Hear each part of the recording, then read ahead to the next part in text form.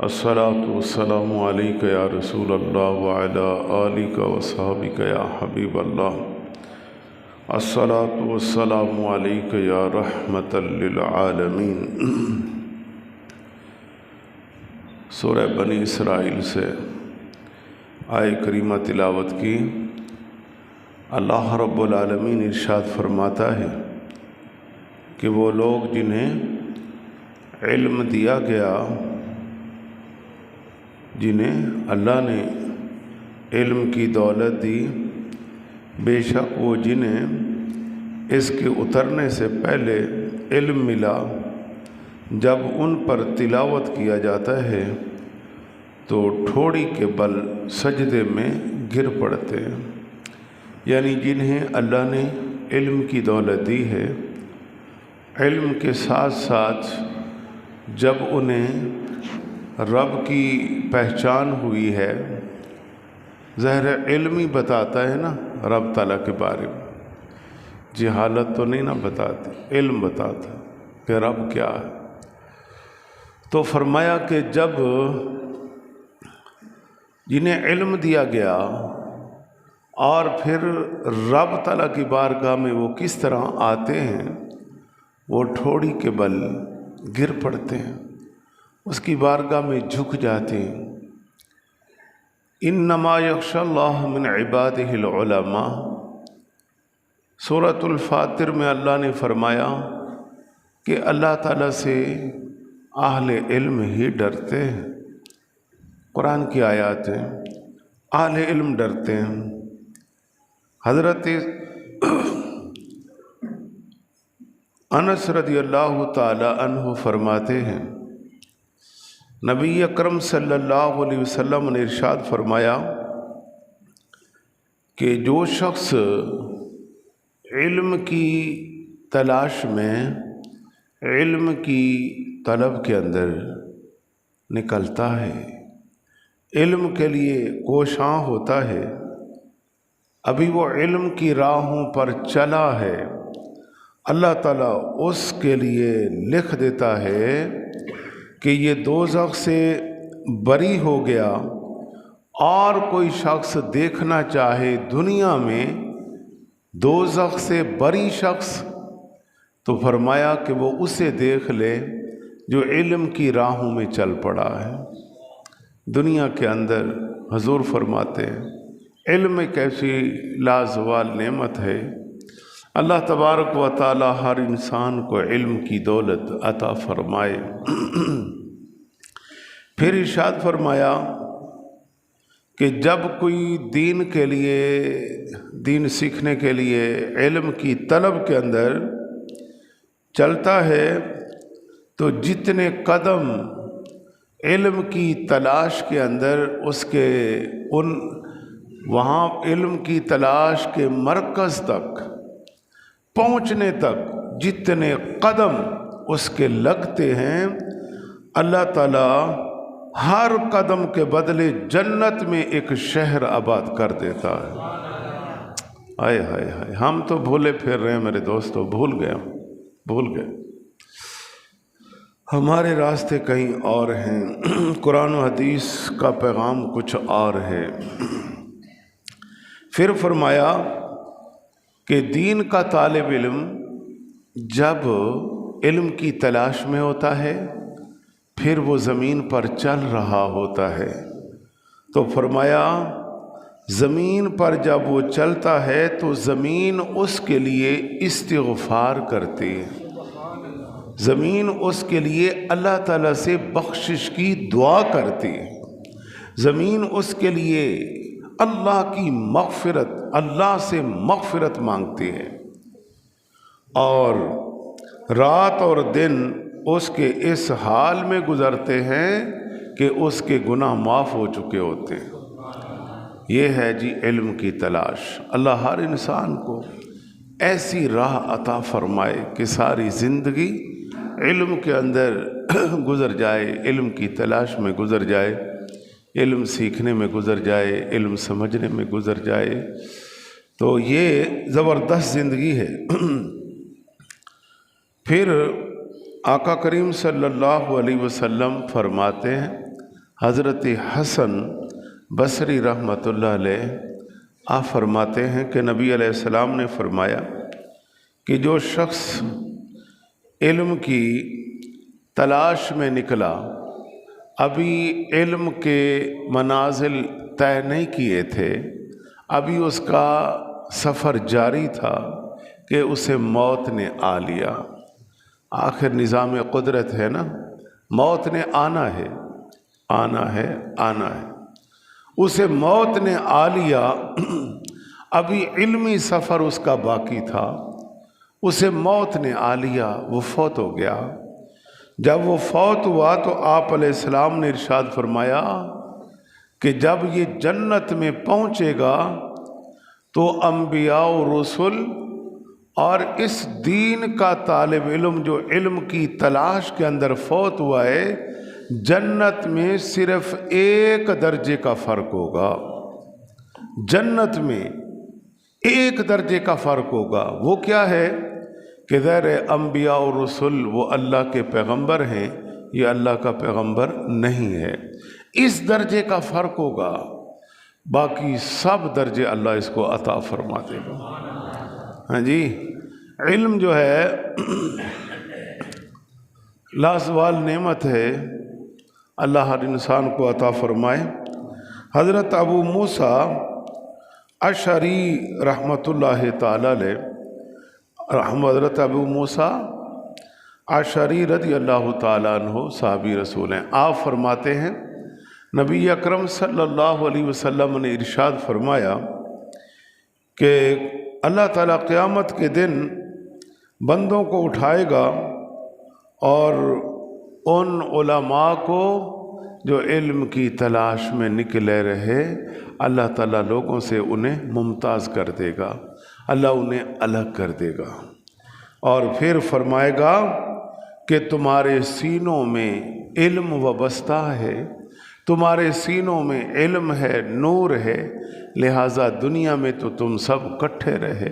लेकिन रब फरमाएगा कि आज मेरा निज़ाम है, ए दीन के तालिब इल्म, आज आम लोगों का मकाम और है, दीन की निस्बत से, इल्म की निस्बत से तेरा मकाम और है।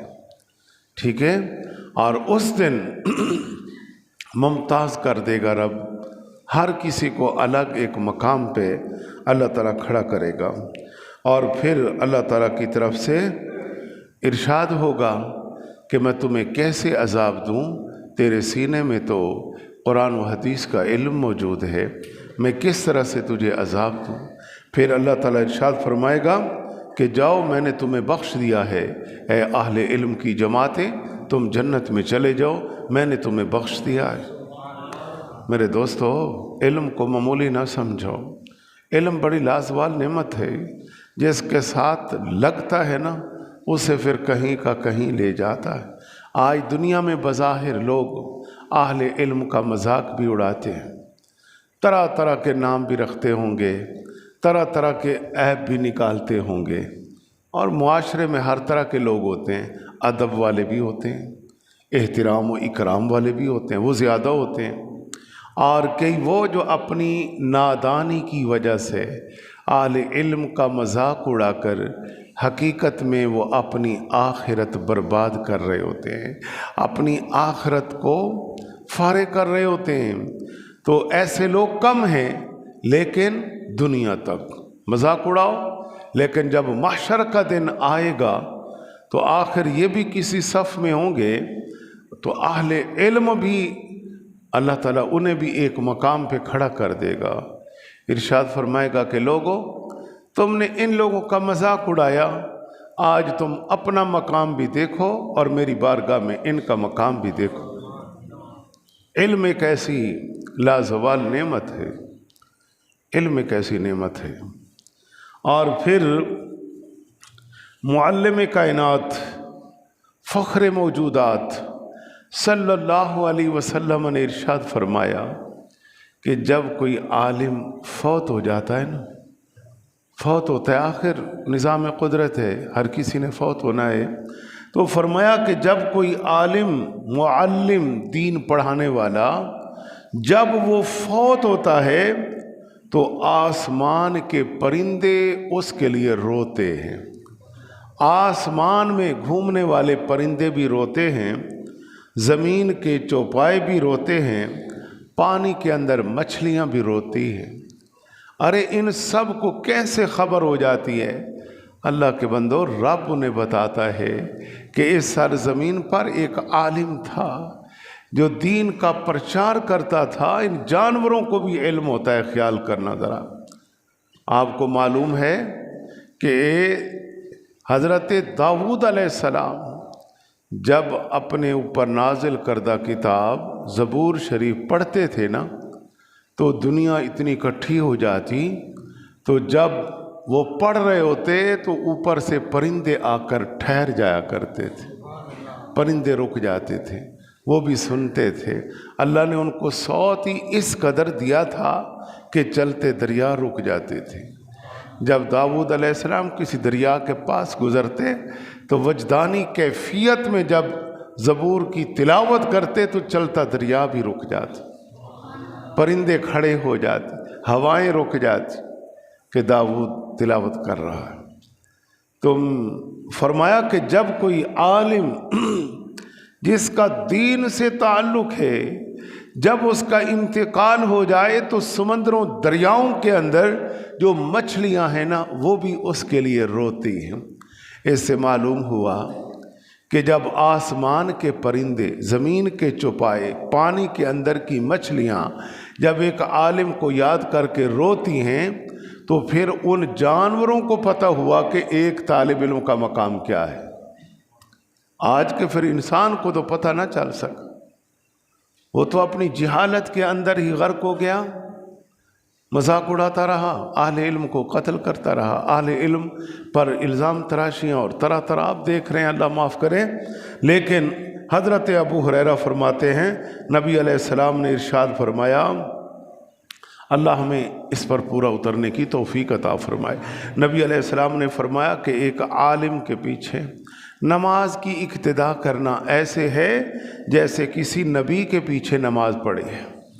اب اس سے اندازہ کیجئے کہ جو ایک دین کے ساتھ جو ایک طالب علم وابستہ ہو گیا، اس کی نماز اور ایک عام آدمی کا نماز پڑھانا اور ہے، اور جس کے سینے کے اندر اللہ نے قرآن و سنت حدیث کا علم رکھ دیا ہے، اور اس کی اقتدا میں پڑھے جانے والی نماز کا درجہ اور مقام جو ہے وہ اور ہے۔ اللہ، یہ رب تعالیٰ کی طرف سے اعزازات، انعامات، اکرامات ہیں۔ اور یہ جس کتاب سے درس ہو رہا ہے، یہ تفسیر کبیر کی ایک جلد ہے، کتنی بڑی آپ دیکھ رہے ہیں، 34 جلدیں کتنی بڑی ہوں گی۔ اور امام رازی رحمۃ اللہ علیہ 606 ہجری میں آپ کا وصال ہوا ہے، اور آپ کی بڑی خدمات ہیں دین کے حوالے سے، اور آپ نے یہ تفسیر کبیر لکھی تھی، اور حقیقت ہے کہ سمندر کو کوزے میں بند کیا ہے، اور جس پہلو پر آپ کا قلم اٹھتا ہے تو یوں لگتا ہے کہ یہ علم تھا، یا علم کس مقدار میں اس بندے کو اللہ نے علم دیا تھا کہ ایک وقت میں اتنا، یعنی جیسے کوئی سمندر ہے، اور پھر کس طریقے سے ایک ٹاپک پر اتنا مواد لاتے ہیں، اتنا مواد لاتے ہیں کہ آج ایک قاری پڑھنے والا اور ان کی کتاب کو بے بس ہو رہا ہے۔ تو حضرت عبداللہ بن عمر رضی اللہ تعالیٰ عنہ فرماتے ہیں، ایک عالم اور ایک عابد، عابد جو اللہ کی عبادت میں رہتا ہے، ایک عالم جس کا تعلق دین کے ساتھ ہے۔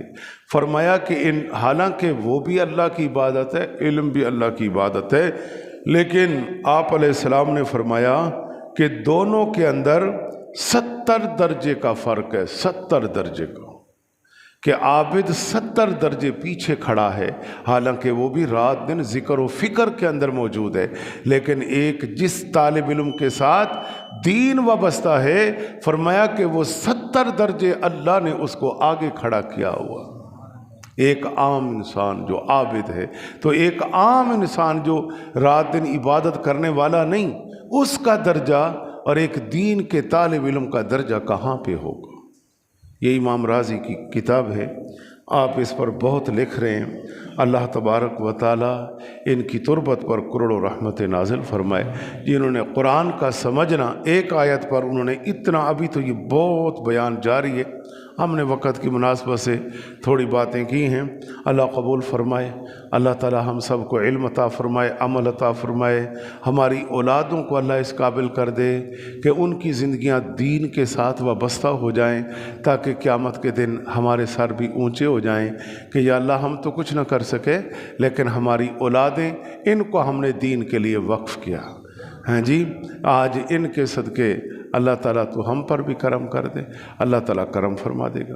وآخر دعوانا الحمدللہ۔